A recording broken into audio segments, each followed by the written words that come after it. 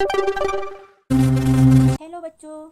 तो हम आज यहाँ पर इस वीडियो में गवर्नमेंट स्कूल में होने वाली एमपी बोर्ड की कक्षा चौथी की अर्धवार्षिक परीक्षा विषय गणित के प्रश्नों को हल करने वाले हैं। तो चलो हम इनको देखते हैं समझ के साथ हल। राज्य शिक्षा केंद्र मध्य प्रदेश भोपाल के द्वारा अर्धवार्षिक परीक्षा सत्र 2000 जिसका जो आयोजन किया जा रहा है उसके अंतर्गत कक्षा चौथी का विषय गणित हिंदी माध्यम वाले बच्चों के लिए यह पेपर है। समय है 2.5 घंटे और पूर्णांक 60 नंबर। बहुविकल्पीय प्रश्न के अंतर्गत प्रश्न क्रमांक 1 से 5 तक के प्रश्न है। निर्देश दिए हैं, सही विकल्प चुनकर उत्तर लिखिए। प्रत्येक प्रश्न के लिए 1 अंक निर्धारित है। तो देखते हैं बच्चों प्रश्न 1। ईंट में कितनी सतहें होती हैं? 4, 12, 6 या 8। तो आप सब बच्चों ने ईंट देखी है। ईंट में कितनी सतह होती है बच्चों? तो ये होती है 6 सतह। तो सी नंबर वाला सही है। प्रश्न दूसरा है, 6, 9 और 2 अंकों से मिलकर सबसे बड़ी संख्या बनेगी। तो कौन सी संख्या बनेगी बच्चों सबसे बड़ी संख्या यहाँ पर? 926, 962, 692 या 296। तो यहाँ सबसे बड़ी संख्या बनेगी। पहले हम सबसे बड़ा अंक मतलब 9 लिखेंगे, फिर 2 बच्चे वाले में से बड़ा अंक लिखेंगे मतलब 6 लिखेंगे। ठीक है, 9 और 6 हो गया, और फिर बच्चा वाला 3 बन गया 962। 962 है बी नंबर में, तो ये हमारा ऑप्शन बी वाला सही है और ये हमारा उत्तर हो गया। तो सबसे बड़ी संख्या बनेगी 962। प्रश्न 3। एक इंजेक्शन में 5 मिलीलीटर दवा भरी जाती है, तो 10 इंजेक्शन में कितनी दवा की जरूरत होगी? ए में दिया है 50 मिलीलीटर, बी में 80 मिलीलीटर, सी में 70 मिलीलीटर और डी में 100 मिलीलीटर। तो हम देख लेते हैं बच्चों, एक इंजेक्शन में कितनी 5 मिलीलीटर दवाई भरी है, तो 10 में कितना हो जाएगा? 10 गुणित 5 कर लेंगे तो कितना आ जाएगा हमारा? 50। तो 50 मिलीलीटर कहाँ है? ए में है, तो हमारा ए वाला ऑप्शन राइट है, 50 मिलीलीटर।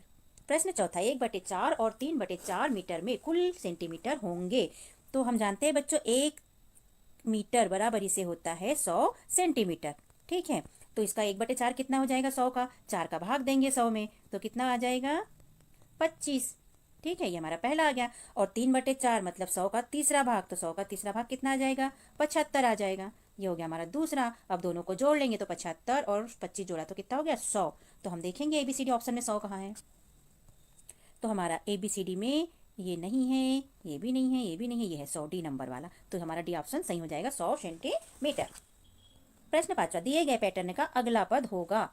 तो यहाँ पर दिया है ए में 6Z, 6Y, 7W और 7V। तो देखते हैं हम क्या लिखा है यहाँ पर। देखो पैटर्न हल कैसा करते हैं। पहला लिखा है गिनती 1Z, फिर 3Y और फिर 5X। तो 1 के बाद 2 छोड़ दिया है, 3 लिखा है। ठीक, फिर 4 छोड़ दिया है, 5 लिखा है, तो हम 6 छोड़ देंगे और 7 लिखेंगे, मतलब 7 वाला ऑप्शन हम देखेंगे। तो एक तो हमारा ये हो सकता है या तो ये हो सकता है। अब दूसरा देखेंगे क्या लिखा है, जेड। यहाँ पर लिखा है जेड, जेड के पहले आता है वाई, वाई के पहले आता है एक्स। तो एक्स के पहले क्या आ जाएगा? डब्लू, मतलब हमारा सी वाला ऑप्शन राइट है। जेड के पहले वाई, वाई के पहले एक्स, तो एक्स के पहले डब्लू आएगा, इसलिए डब्लू हो जाएगा। और 7 तो हमारा निकल आया था, 1 के बाद 2 छोड़ दिया, यहाँ 3 छोड़ दिया, तो यहाँ 6 छोड़ देंगे और 7 लिखेंगे, तो ये हो जाएगा 7W, मतलब 7W सी में है, तो सी वाला ऑप्शन हमारा राइट हो जाएगा। रिक्त स्थान। प्रश्न क्रमांक 6 से लेकर 10 तक रिक्त स्थान दिए हैं जिनकी पूर्ति हमें करना है। तो प्रश्न 6 है, 1000 ईंट की कीमत 1500 रुपए है, तो 2000 ईंट की कीमत खाली स्थान होगी। तो 1000 की 1500 है, तो 1500 और तो 2000 की कितनी होगी? तो एक बार और 1500 ले लेंगे तो हो जाएगा 1500 और 1500 जोड़ेंगे तो कितना हो जाएगा? 3000। तो हमने यहाँ पर लिख दिया 3000 होगी। प्रश्न 7। 300 सेंटीमीटर खालिस्तान मीटर के बराबर होता है, तो 100 सेंटीमीटर बराबर होता है 1 मीटर, इसलिए 300 सेंटीमीटर बराबर कितना हो जाएगा? तो 3 मीटर, हमने लिख दिया 3।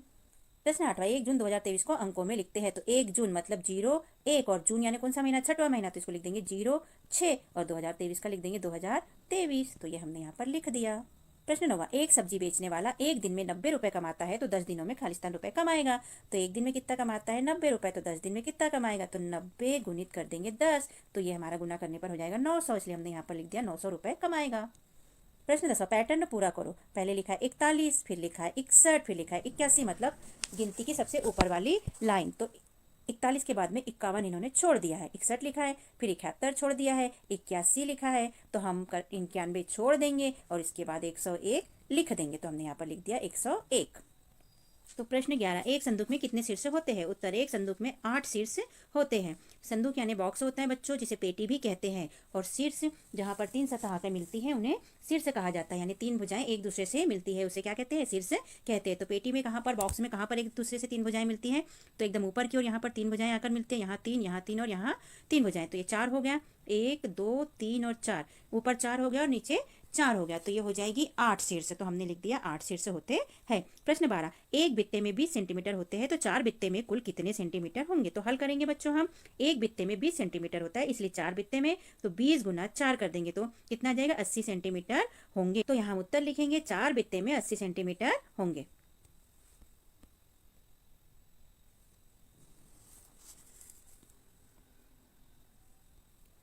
प्रश्न 13, 2 घंटे 40 मिनट में कुल कितने मिनट होंगे? तो हल में हम देख लेते हैं बच्चों। हम जानते हैं कि 1 घंटे में कितने मिनट होते हैं? 60 मिनट होते हैं। तो 2 घंटे में कितने हो जाएंगे? 60 गुना 2, तो ये हो जाएगा 120 मिनट। अब यहाँ 2 घंटे और 40 मिनट दिया है, मतलब 40 मिनट और शेष बाकी है, तो यहाँ 120 धन 40 कर देंगे तो ये हो जाएगा 160 मिनट होंगे। तो उत्तर में क्या आ गया? 2 घंटे में 160 मिनट होंगे, ये हमारा उत्तर आ गया। प्रश्न 14, पासे का ऊपरी भाग किस आकार का होता है? तो पासा आपने शब्द देखा है बच्चों, गोटी जो हम सांप सीढ़ी खेलते हैं और भी खेल खेलते हैं जिसमें जो पासा होता है उसकी बात की गई है, जो चौकोन होता है। तो पासा इस तरह से होता है, तो इसमें नंबर लिखे रहते हैं सारे दूर। इसमें पूछा है ऊपरी भाग में किस आकार का होगा, तो ये देखो ये दिख रहा है ऊपरी भाग हमको, तो ये हो जाएगा वर्गाकार चौकोर, है ना? कैसा हो जाएगा? वर्गाकार चौकोर। जब आपको ऐसा दिख रहा है मतलब इसका नाम है वर्गाकार, इसे चौकोर भी कह सकते हैं। प्रश्न 15, 6 सेंटीमीटर व्यास वाले व्रत की त्रिज्या क्या होगी? तो हमने क्लास में देखा है बच्चों, व्रत क्या होता है? ये होता है व्रत, और ये होती है बीच वाली बिंदु, इसके केंद्र बिंदु। ठीक है, अब केंद्र बिंदु से ये साइड, ये बाहर वाला परिधि, तो परिधि तक, परिधि से परिधि तक जितनी दूरी होती है इसे कहते हैं व्यास। ठीक, क्या कहते हैं? व्यास। और व्यास से आधा मतलब केंद्र बिंदु से एक साइड में अगर परिधि से ऐसा मिला दिया जाए तो ये हो जाता है त्रिज्या। तो अब इसे समझ लेते हैं हम। हल में हमने लिखा त्रिज्या व्यास की आधी होती है, इसीलिए यहाँ व्यास कितना दिया है? 6, तो 6 गुना 1/2 कर देंगे तो ये निकल आएगा हमारा 3 सेंटीमीटर। उत्तर हम लिखेंगे त्रिज्या 3 सेंटीमीटर होगी। इसे इस हिसाब से समझते हैं कि 6 सेंटीमीटर का व्यास है, तो ये आधा अगर करते हैं तो ये 3 सेंटीमीटर त्रिज्या हमारी हो जाती है, और हमने लिख दिया 3 सेंटीमीटर। प्रश्न 16, 1 मीटर का 3/4 कितना सेंटीमीटर होगा? तो हम जानते हैं 1 मीटर बराबर इसे 100 सेंटीमीटर होता है, इसलिए 100 सेंटीमीटर का 3/4 भाग कितना होगा? तो 100 गुनी 3/4, तो ये 4 एकम 4 और ये कट जाएगा 100 25 बार, तो फिर 25 गुनी कर देंगे 3, तो 25 तिया 75, तो हमने लिख दिया 75 सेंटीमीटर। उत्तर में हम लिखेंगे 1 मीटर का 3/4 भाग 75 सेंटीमीटर होगा। प्रश्न 17, कुतुब मीनार की ऊंचाई 72 मीटर है तो वह 50 मीटर से कितना अधिक ऊंचा है? तो हल में हम लिखेंगे कुतुब मीनार की ऊंचाई कितनी है बच्चों? 72 मीटर। तो 72 में से कितने 50 से कितना ज़्यादा लिखा है, यानी कि ये पूरी कुतुब मीनार की ऊंचाई होगी 72 सेंटीमीटर, और 50 से कितना ऊंचा है? तो हमें क्या क्या निकालना है? ये वाला स्पेस हमें निकालना है, यहाँ से यहाँ तक का स्पेस निकालना है। तो क्या करेंगे हम? 72 में से 50 को हम घटा देंगे, इसीलिए 72 घटाना 50, तो कितना आ गया? 22 मीटर अधिक ऊंची है। 72 में से 50 को घटाएंगे तो 22 बचेगा। प्रश्न 18, 8 सेंटीमीटर और 6 सेंटीमीटर को मिलाने पर कुल कितने सेंटीमीटर हो जाएंगे? तो हल में हम बच्चों 8 सेंटीमीटर और 6 सेंटीमीटर को जोड़ लेंगे तो कितना हो जाएगा? 14 सेंटीमीटर हो जाएगा। 6 और 8 14। प्रश्न 19, यदि सूर्योदय प्रातः 6:20 पर तथा सूर्यास्त सायं 5:40 पर होता है तो वह दिन कुल कितने घंटे का होगा? तो हल में देख लेते हैं बच्चों, सूर्योदय कितने बजे हुआ था? 6:20 पर, और सूर्यास्त कितने बजे हुआ? शाम को 5:40 पे।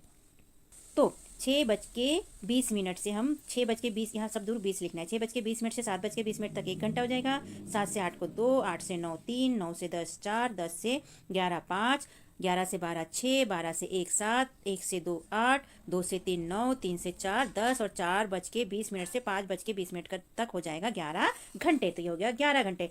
अब 20 मिनट से 40 मिनट के बीच कितना बचता है? 20 मिनट से 40 मिनट के बीच में बचेगा 20 मिनट, तो हम 20 मिनट इसमें जोड़ लेंगे, तो 11 घंटे 10 20 मिनट, तो ये हो जाएगा 11 घंटे 20 मिनट। उत्तर में हम लिखेंगे वह दिन कुल 11:20 का होगा।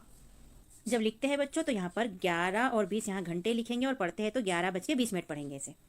प्रश्न 20वां, एक वृत्त की त्रिज्या व्यास से कम या अधिक होती है, चित्र द्वारा समझाइए। तो हल में देखते हैं बच्चों, एक वृत्त की त्रिज्या व्यास से कम होती है, चित्र से समझते हैं हम।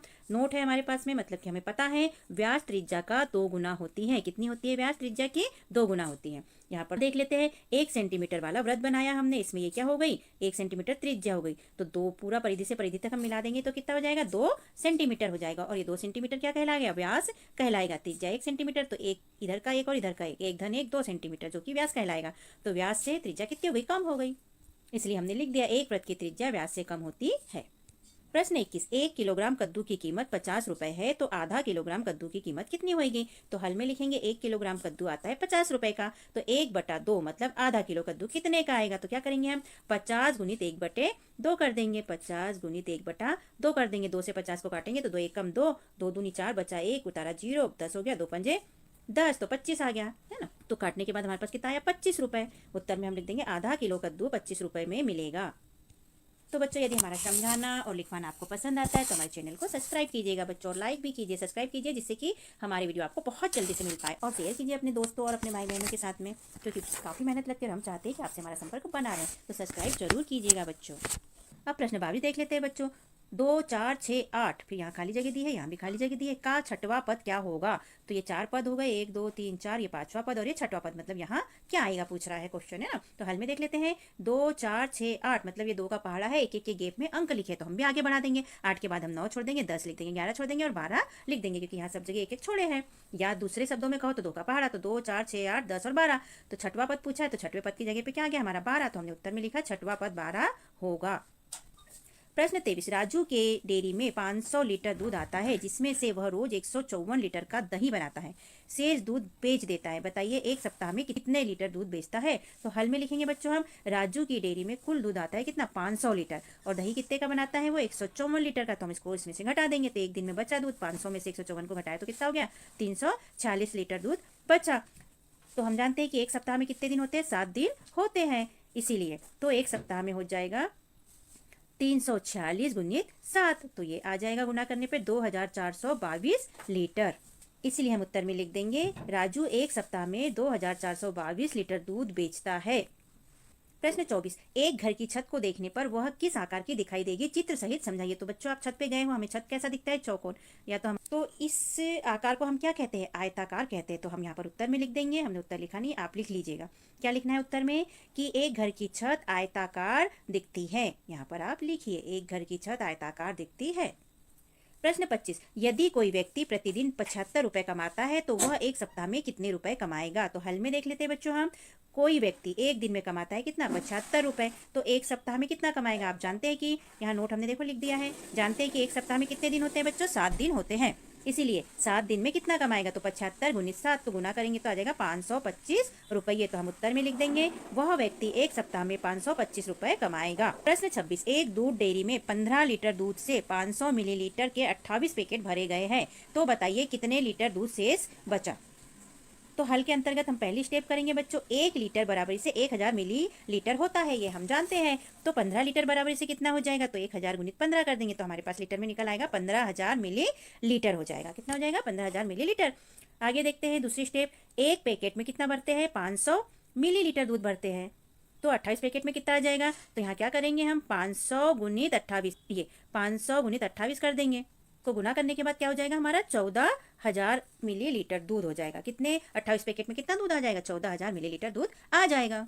तो आगे देखते हैं, कुल दूध कितना था हमारे पास में, 15000 मिलीलीटर, उसमें से पैकेट में कितना दूध आ गया हमारे पास में, 14000 मिलीलीटर। तो हम क्या करेंगे, 15000 में से 14000 को घटा देंगे, तो हमारे पास कितना बचेगा, 1000 मिलीलीटर। तो 1000 मिलीलीटर बराबरी से होता है 1 लीटर, इसलिए हम उत्तर में लिखेंगे दूध डेयरी में 1 लीटर दूध शेष बचा। कितना दूध बचा, 1 लीटर शेष। बच्चों आप इसे देखकर अपनी नोटबुक में लिख कर रखिए और हल करके देखिए और समझिए कि प्रश्नों को कैसे हल किया जाता है। तो फिर मिलते हैं बच्चों किसी और वीडियो में। ओके।